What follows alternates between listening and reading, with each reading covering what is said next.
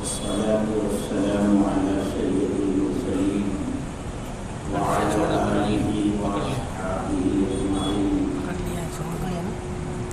أما بعد فقد قال النبي صلى الله عليه وسلم: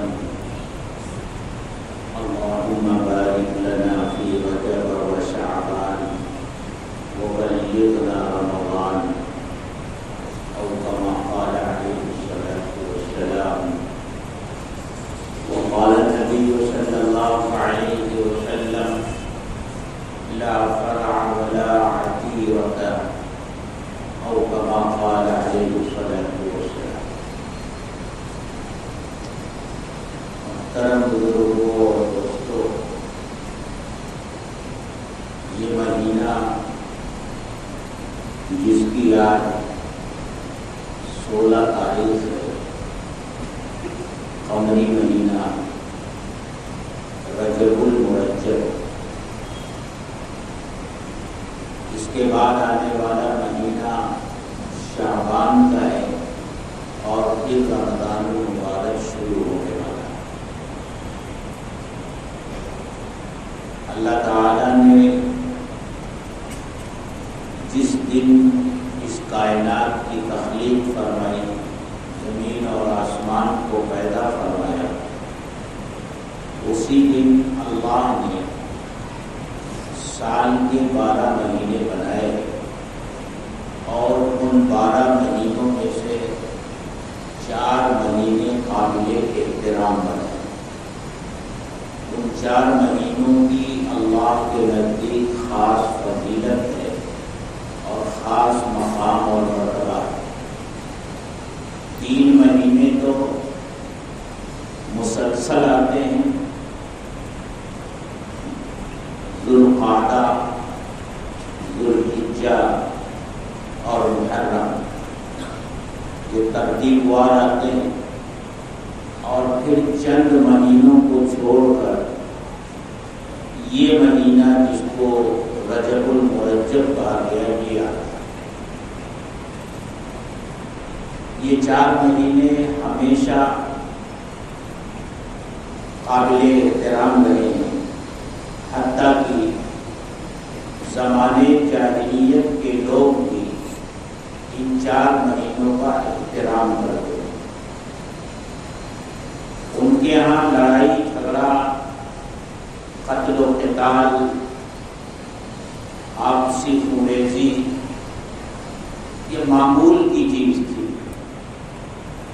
بلکہ اگر یہ کہا جائے کہ بہت سے قبیلوں کا معاش اسی پر منحصر ہوتا تھا، ان کی روزی روٹی ہی یہی تھی کہ وہ کسی قبیلے پر حملہ کریں اور اس قبیلے کے پاس جو مویشی ہیں، جو جانور ہیں، ان کے پاس جو کچھ سامان ہے اس کو چھین لیں۔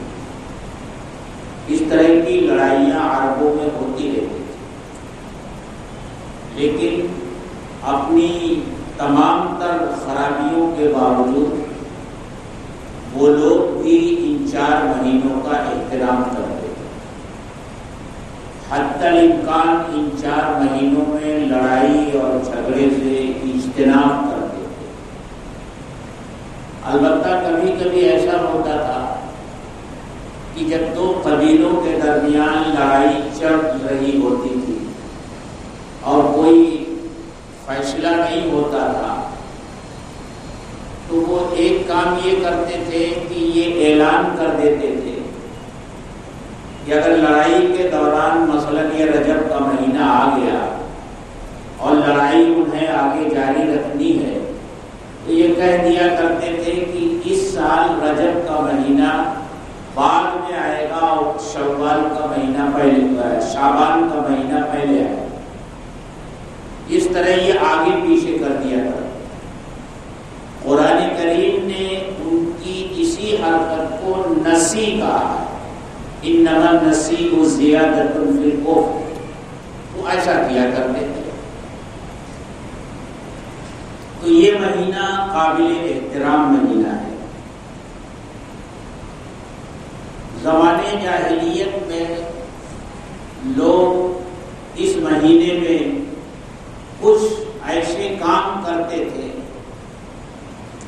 کو اسلام نے آ کر کے منع کر دیا، اور اللہ کے رسول صلی اللہ علیہ وسلم نے ایمان لانے والوں کو ان کاموں کے کرنے سے منع فرما دیا، اور خود اللہ کے رسول صلی اللہ علیہ وسلم کا حال یہ بتایا گیا کہ رمضان المبارک سے پہلے ہی جب یہ مہینہ شروع ہوتا تھا تو یہیں سے آپ رمضان المبارک کی تیاری شروع فرما دیں۔ گویا یہ مبارک مہینہ رمضان المبارک کے لیے تمہید کے طور پر ہے اور مقدمہ کے طور پر ہے، یہیں سے رمضان المبارک کی تیاری شروع ہو جاتی ہے۔ حدیث میں آتا ہے کہ اللہ کے رسول صلی اللہ علیہ وسلم جب رجب کا چاند دیکھتے تھے تو یہ دعا فرماتے تھے، اللہم بارک لنا فی رجب و شعبان وبلغنا رمضان، اے اللہ ہمیں رجب اور شعبان کے مہینے میں برکت عطا فرما اور ہمیں رمضان تک پہنچا دے، یعنی ہماری زندگی کو دراز کر دے۔ پورا سال گزر گیا ہے، اب رمضان المبارک کے بالکل قریب پہنچ گئے ہیں، اے اللہ ہماری زندگی کو رمضان المبارک تک بڑھا دے تاکہ ہم ایک مرتبہ پھر رمضان کی برکتوں اور اس کی سعادتوں سے فائدہ اٹھا سکیں۔ آپ یہ دعا فرماتے تھے۔ اس میں اللہ کے رسول صلی اللہ علیہ وسلم نے دو دعائیں فرمائی، رجب اور شعبان کے مہینے میں برکت کی دعا، اور دوسری دعا یہ کہ اے اللہ خیریت اور عافیت کے ساتھ رمضان المبارک تک ہمیں پہنچا دے۔ برکت کیا ہے؟ جس برکت کی دعا اللہ کے رسول صلی اللہ علیہ وسلم نے فرمائی تو برکت کا مطلب کیا ہوتا ہے؟ عام طور سے ہم لوگوں کے ذہنوں میں یہ بات بیٹھی ہوئی ہے برکت کے تعلق سے کہ فلاں سامان میں برکت ہو گئی، یعنی وہ کم تھا زیادہ ہو گیا، عمر میں برکت ہو گئی یعنی عمر کم تھی زیادہ ہو گئی، مال میں برکت ہو گئی یعنی مال کم تھا زیادہ ہو گیا۔ برکت کا یہ مطلب ہرگز نہیں ہے کہ کوئی چیز تھوڑی تھی وہ زیادہ ہو گئی، قلیل مقدار میں تھی وہ کثیر ہو گئی۔ برکت کا مطلب یہ نہیں ہے، برکت کا مطلب بہت وسیع ہے۔ اس کا مطلب یہ ہے کہ اللہ تعالیٰ نے جو نعمتیں اور جو اسباب نعمت ہمیں عطا فرمائے ہیں، ان اسباب نعمت کو اللہ تعالیٰ ہمارے لیے راحت کی چیز بنا دے۔ اسباب نعمت اور اسباب راحت کا پایا جانا الگ چیز ہے، اور پھر ان اسباب کے ذریعے بندے کو راحت بھی حاصل ہو، سکون بھی حاصل ہو، اطمینان بھی حاصل ہو، یہ بالکل الگ چیز ہے۔ ہم لوگ خود دیکھتے ہیں کہ اللہ کا ایک بندہ ہوتا ہے جس کے بعد تمام اسباب راحت موجود ہوتے ہیں، عالی شان بنگلہ ہوتا ہے، چلنے کو آرام دہ سواریاں ہوتی ہیں، وسیع کاروبار ہوتا ہے، بھرا پورا خاندان ہوتا ہے، لیکن اس کی زندگی میں سکون نہیں ہوتا، اطمینان نہیں ہوتا۔ ان تمام اسباب تعیش میں رہتے ہوئے بھی ہمیشہ وہ بے چین رہتا ہے۔ اس کے بالمقابل ہم ایک ایسے شخص کو دیکھتے ہیں جس کے پاس بہت زیادہ اسباب راحت نہیں ہے، اس کے پاس بنگلہ نہیں ہے، وہ ایک معمولی سی چھوٹے سے گھر میں رہتا ہے، چلنے کے لیے اس کے پاس کوئی آرام دہ سواری نہیں ہے، لیکن اس کے باوجود ہم یہ دیکھتے ہیں کہ وہ پرسکون زندگی گزارتا ہے، مطمئن زندگی گزارتا ہے۔ تو اصل چیز اطمینان ہے، سکون ہے، اور یہی اطمینان اور سکون راحت کی چیز ہے۔ برکت کا مطلب یہ ہے کہ اللہ تعالیٰ نے جو چیزیں ہمیں عطا فرمائی ہیں، اللہ تعالیٰ انہی چیزوں کو کو ہمارے لیے سکون اور اطمینان کا ذریعہ بنا دے۔ ہم ہر ایک کو برکت کی دعا دیتے ہیں۔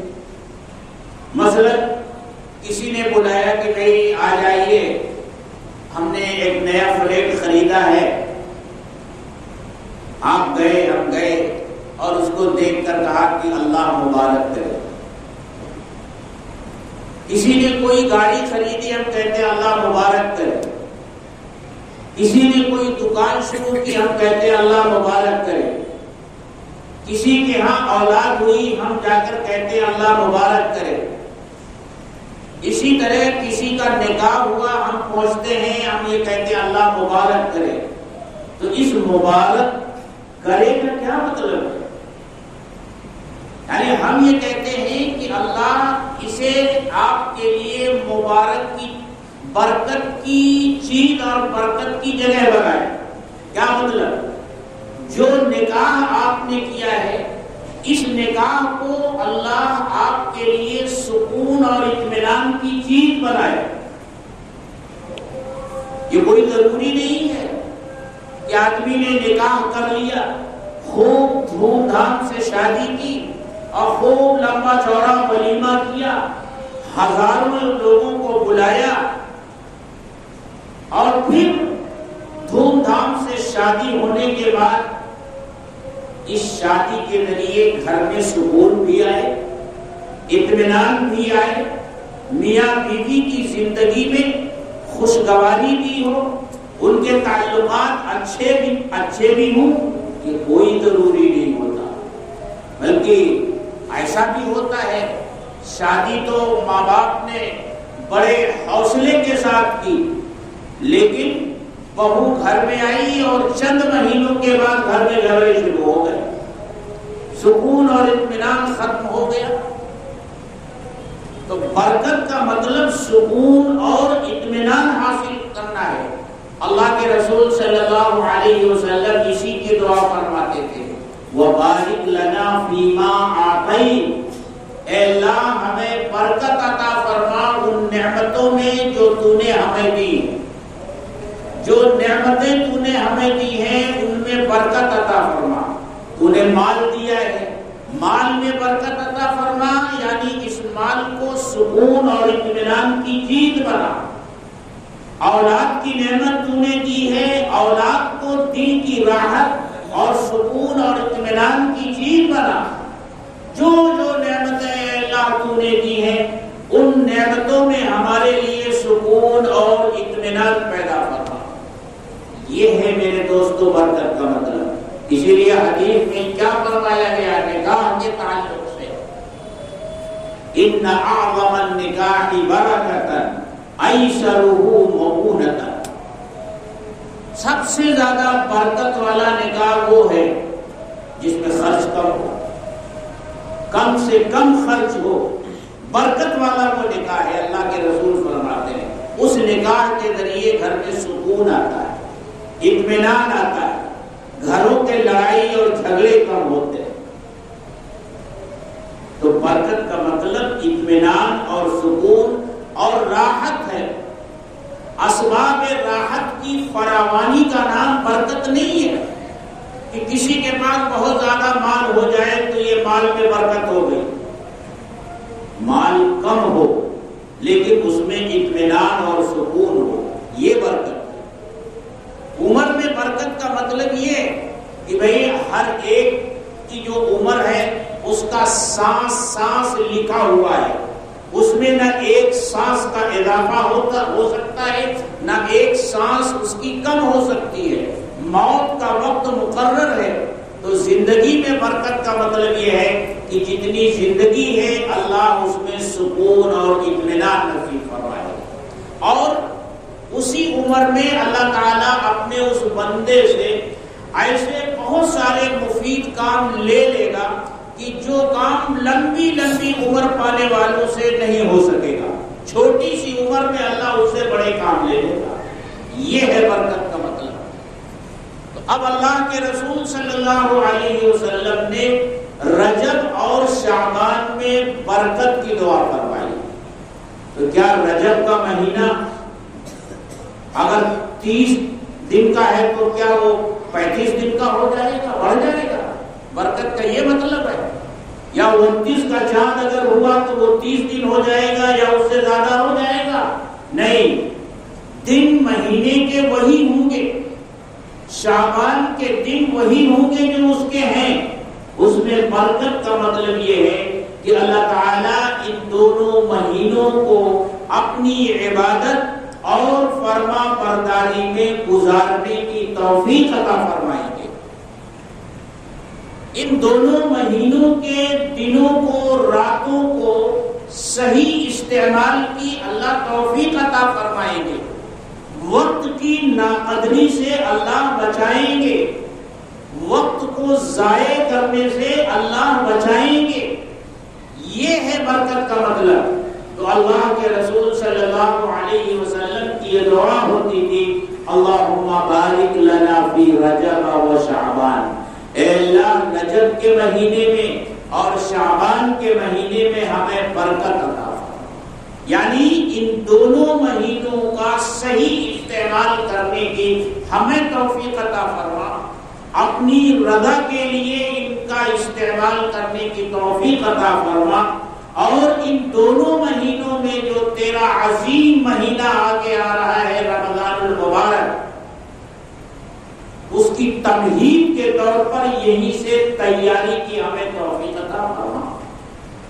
رمضان کا مہینہ کتنا عظیم مہینہ ہے کہ اللہ کے ہاں تو ایک رمضان ختم ہوتا ہے تو اگلے رمضان کے لیے تیاری شروع ہو جاتی ہے۔ اللہ فرشتوں کو حکم دے دیتے ہیں کہ میری جنت کو آنے والے رمضان کے لیے سجاؤ۔ پھر سال بھر تک جنت کا ڈیکوریشن ہوتا رہتا ہے آنے والے رمضان کے لیے۔ آپ سوچئے کہ اللہ جو خالق ہے اس کائنات کا، جس کے قبضے قدرت میں ہے یہ پوری کائنات، جو اگر کہہ دے کہ ہو جا تو ہو جاتا ہے، اس میں کسی تاخیر کی گنجائش نہیں، اللہ کی طرف سے اہتمام ہو رہا ہے اور فرشتوں کو کام میں لگایا جا رہا ہے جنت کو سجاؤ اور سنوارو آنے والے رمضان کے لیے۔ ہمارے گھروں میں ایک معمولی شادی کی تاریخ پڑ جاتی ہے تو مہینوں سے اس کی تیاری شروع ہو جاتی ہے۔ اللہ جنہیں مال و دولت کی فراوانی دیتا ہے تو وہ پہلے سے گھروں میں رنگ روغن کروانا شروع کر دیتے ہیں، طرح طرح کی تیاریاں شروع ہو جاتی ہیں۔ ہر آدمی اپنی حیثیت کے مطابق اس کی تیاری کرتا ہے، اور یہاں تو اللہ تیاری کروا رہے ہیں اور فرشتوں کے ذریعے تیاری کروا رہے ہیں، اور پھر سال بھر تیاری کروا رہے ہیں۔ اور کس جنت کو سجایا اور سنوارا جا رہا ہے؟ وہ جنت جس کے بارے میں اللہ کے رسول صلی اللہ علیہ وسلم نے ارشاد فرمایا، ما لا عین رأت ولا اذن سمعت ولا خطر علی قلب بشر، جس کو کسی دیکھنے والی آنکھ نے دیکھا نہیں، سننے والے کان نے سنا نہیں۔ جنت کیسی ہے اس کے بارے میں کوئی سوچنے والا سوچ نہیں سکتا، اس کے دل میں کوئی چیز گزر نہیں سکتی، ایسی ہے جنت۔ ہماری بصارت، سماعت اور فکر سے کہیں زیادہ اونچی ہے وہ چیز، پھر اس کو سجانے کا حکم دیا جا رہا ہے، تو سجانے کے بعد پھر اس کی رونق کیا ہوگی؟ یہ رمضان کی تیاری ہوتی ہے۔ اللہ کے رسول صلی اللہ علیہ وسلم 2 مہینہ پہلے سے رمضان کی تیاری شروع فرماتے تھے۔ آپ یہاں سے دعا فرماتے تھے، اللہم بارک لنا فی رجب و شعبان وبلغنا رمضان۔ اور یہ تیاری کس طرح کی ہوتی ہے کہ رمضان المبارک کی جو مخصوص عبادتیں ہیں، اس کے جو مخصوص کام ہیں، اس میں کسی طرح کی کوتاہی اور غفلت نہ ہونے پائے، پہلے سے اس کی تیاری کر لی جائے۔ تو یہ دعا آپ فرمائیں۔ تو یہ مہینہ رمضان کے لیے تمہید کا مہینہ ہے، مقدمے کا مہینہ ہے۔ اور اسی طرح شعبان کا مہینہ، شعبان کا مہینہ جب شروع ہوتا تھا تو اللہ کے رسول صلی اللہ علیہ وسلم کی کثرت سے روزے رکھنے شروع فرماتے تھے۔ رمضان کے بعد کسی اور مہینے میں آپ اتنے روزے نہیں رکھتے تھے جتنے روزے آپ شعبان کے مہینے میں رکھتے تھے، اور یہ سب رمضان کے لیے تیاری کے طور پر پوری طور سے تیار ہو کر کے رمضان المبارک کا استقبال کریں۔ تو یہ دعا فرماتے ہیں۔ اب وہ کام جو رجب کے مہینے میں جاہلیت کے لوگ کرتے تھے وہ کیا کام تھا؟ اسے اللہ کے رسول صلی اللہ علیہ وسلم نے دوسری حدیث میں جو میں نے پڑھی ہے اس میں بیان فرمایا ہے، لا فرع ولا عتیقہ۔ اسلام میں فرع نہیں ہے اور اسلام میں عتیقہ نہیں ہے۔ جاہلیت کے لوگوں کا یہ طریقہ ہوتا تھا کہ جب کسی جانور کا پہلا بچہ پیدا ہوتا تھا تو اسے اپنے بتوں کے نام پر قربان کرتے، اس کو فرع کہتے ہیں۔ اللہ کے رسول نے فرمایا فرع نہیں ہے۔ جب لوگ شروع میں مسلمان ہوئے تو وہ بھی ایسا کرتے تھے، لیکن اللہ کے رسول صلی اللہ علیہ وسلم نے منع فرما دیا کہ فرع اسلام میں کوئی چیز نہیں ہے، تو یہ چیز ختم ہو گئی۔ اور عتیرہ، جاہلیت کے لوگ رجب کے پہلے جو 10 دن ہوتے ہیں جو گزر گئے، پہلے 10 دن جو ہوتے ہیں اس میں جانور قربان کرتے تھے اور بتوں کے نام پر قربان کرتے تھے، اور پھر اس جانور کا خون اپنے بتوں کے سروں پر لگاتے تھے، ملتے تھے۔ اس کو عتیرہ کہا جاتا ہے۔ اللہ کے رسول صلی اللہ علیہ وسلم نے ارشاد فرمایا ولا عتیرہ، اسلام میں عتیرہ کی کوئی حقیقت نہیں ہے۔ اللہ کے رسول صلی اللہ علیہ وسلم نے اس سے بھی منع فرما دیا۔ رجب کے تعلق سے ہمارے علماء نے ایک بات اور لکھی ہے کہ جس طرح ہر مہینے میں آپ نفلی نمازیں پڑھ سکتے ہیں، نفلی روزے رکھ سکتے ہیں، اسی طرح رجب کے مہینے میں بھی جتنے چاہیں نوافل پڑھیں، جتنے چاہے روزے رکھیں، جس دن چاہے روزے رکھیں، اس پر کوئی پابندی نہیں ہے۔ لیکن یہ سمجھ کر کہ رجب کے فلاں دن میں روزہ رکھنے کا شریعت نے حکم دیا ہے، یا رجب کے مہینے میں فلاں نماز پڑھنے کا حکم دیا ہے، اس کی کوئی حقیقت نہیں ہے۔ مخصوص طور سے نہ رجب کا کوئی روزہ ہے اور نہ رجب کے مہینے کی کوئی نماز ہے۔ جس طرح اور مہینے ہیں آپ اس میں نوافل جتنی چاہیں پڑھ سکتے ہیں، نفلی روزے جتنے چاہیں رکھ سکتے ہیں، اس نیت اور اس ارادے سے رجب کے مہینے میں بھی آپ جتنے نوافل پڑھنا چاہیں پڑھ سکتے ہیں، جتنے روزے رکھنا چاہیں رکھ سکتے ہیں، جس دن رکھنا چاہیں رکھ سکتے ہیں، لیکن اپنی طرف سے یہ اضافہ کر کے کہ رجب کے مہینے میں یہ نماز پڑھنی ہے اور رجب کی فلاں تاریخ میں روزہ رکھنا ہے، تو اس کی کوئی حقیقت نہیں ہے اسلام میں۔ یہ اپنی طرف سے دین میں اضافہ ہوگا جس کا آسان نام بدعت ہے، اسی کو بدعت کہتے ہیں۔ اسی مبارک مہینے کے تعلق سے کچھ روایتیں آتی ہیں کہ اللہ کے رسول صلی اللہ علیہ وسلم معراج پہ تشریف لے گئے تھے۔ حالانکہ معراج کس سن میں ہوئی شدید اختلاف ہے، 10 قول ہیں علماء کے، محققین کے۔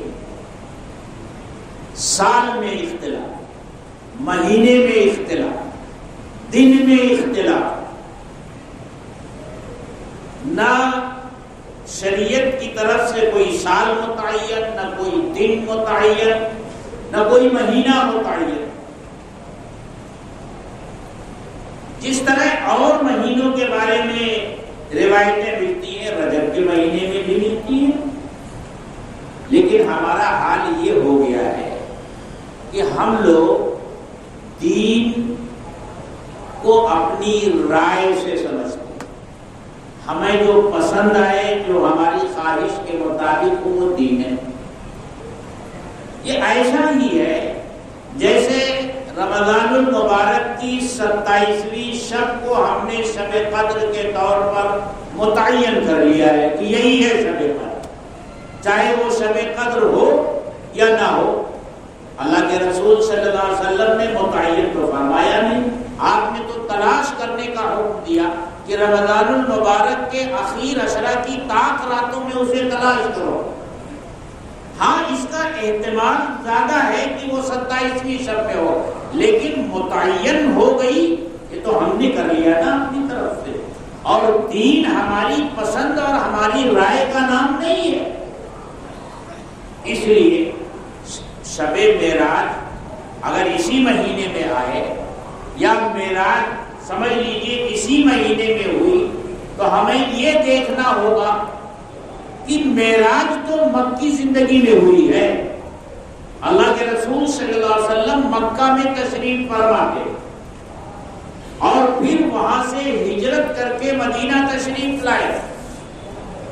یہ 12-13 سال، بلکہ بعض روایتوں کے مطابق تو 18 سال، اور بعض روایتوں کے مطابق تو 20 سال، یعنی بعض روایتوں میں آتا ہے کہ نبوت ملنے کے بعد ہی آپ کو معراج ہوئی، تو اس کے حساب سے جوڑا جائے تو مکی زندگی کا اکثر حصہ اور پھر مدنی زندگی کا پورا حصہ آپ اس دنیا میں تشریف فرما رہے۔